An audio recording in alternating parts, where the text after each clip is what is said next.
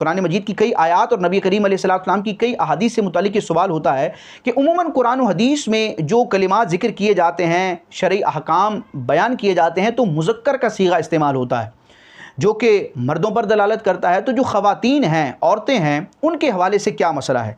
जैसे कि हम यहाँ देखते हैं कि अल मुस्लिमू और आगे ज़िक्र किया गया वल मुहाजिरू, ये दोनों मुज़क्कर के सीगे हैं। तो आया इससे मुराद ये है कि ये सिर्फ मर्दों के लिए, मुसलमान मर्दों के लिए हुक्म बयान किया गया? ऐसा हरगिज़ नहीं। इसके तहत इमाम बदरुद्दीन ऐनी रहमतुल्लाहि ताला अलैह ने एक उसूल बयान फरमाया जिसका खुलासा ये है कि कुरान और हदीस में गालिब तौर पर हम देखते हैं कि जब अहकामात बयान किए जाते हैं तो मुज़क्कर के सीगे इस्तेमाल किए जाते हैं, या अय्युहल्लज़ीना आमनू। इसी तरह बहुत सारे कलिमात हैं जो अमर के सीगे आते हैं हुक्म देने के लिए या मुमानत करने के लिए नहीं के सीगे आते हैं, तो मुज़क्कर के आते हैं।